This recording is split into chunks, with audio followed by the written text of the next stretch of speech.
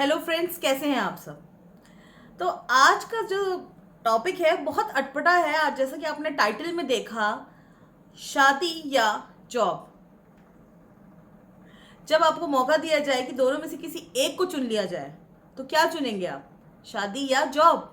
बताइए, कमेंट करके बताइएगा, शादी या जॉब। खैर, मुद्दे पे आते हैं, वो भी सीरियस मुद्दे पे।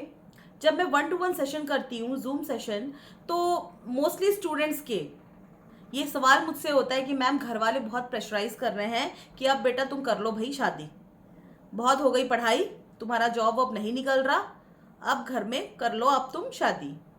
तो आप सोच रहे होंगे सिर्फ लड़कियां ही मुझसे ये सवाल करती होंगी, तो ऐसा नहीं है।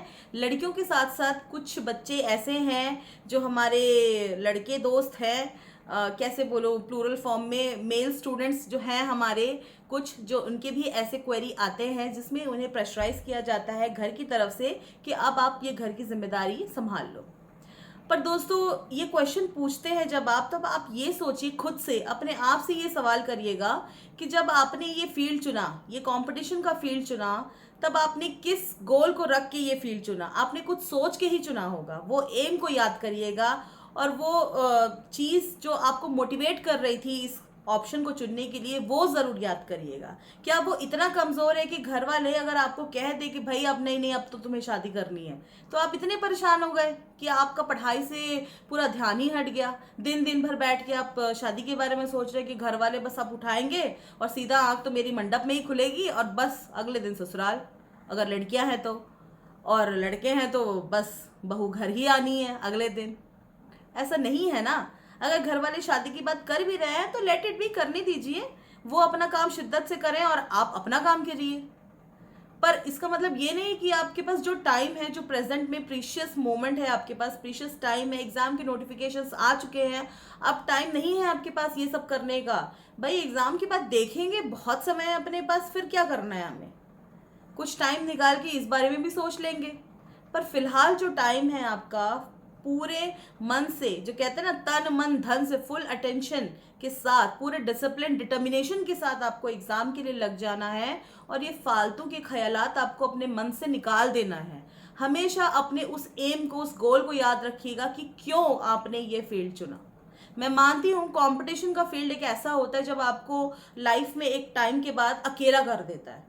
मैं ये नहीं कहती कि आप हमेशा अकेले रहेंगे, पर आपको अकेला कर देता है कुछ टाइम के बाद, क्योंकि आप कंपेयर करने लगते हैं कि भाई उनको देखिए, हमारे रिश्तेदार के बच्चे तो वहाँ पहुँच गए हैं, मेरा फ्रेंड तो वहाँ सेटल हो गया है, मैं ही बैठ के बस इस उम्र में पढ़ते जा रहा हूँ और कहीं पहुँच नहीं रहा हूँ।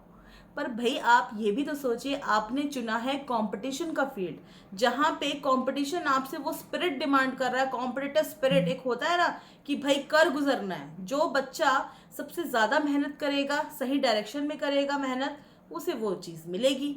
अगर आप यही चीज़ सोचते रहोगे कि भाई अब घर वाले शादी के लिए प्रेशराइज कर रहे हैं, अब क्या होगा, अब क्या होगा, भाई जब वो होना होगा तब वो होगा, लेकिन अब क्या होगा ये तो आपके हाथ में।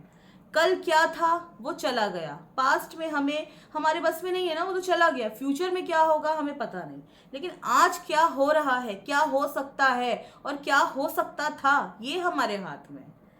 तो दोस्तों, इस सवाल से परेशान होना बंद कर दीजिए, क्योंकि आप इतना जान लीजिए, आप अगर बैठ के अपना समय ऐसे ही बिता रहे हैं तो आप ये ध्यान रखिएगा कि आपकी जगह कोई और बच्चा दुगनी मेहनत कर रहा है सिलेक्शन लेने के लिए।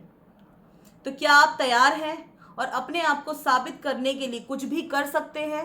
तो ये फालतू की चीज़ों को दिमाग से हटाइए और फुली फ्लैश लग जाइए अपने एग्जाम के लिए।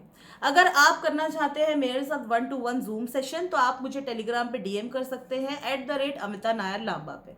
तो मिलते हैं नेक्स्ट वीडियो पर, और मैं आपसे यही कहना चाहूँगी, you can and you will, अगर आप चाहो तो।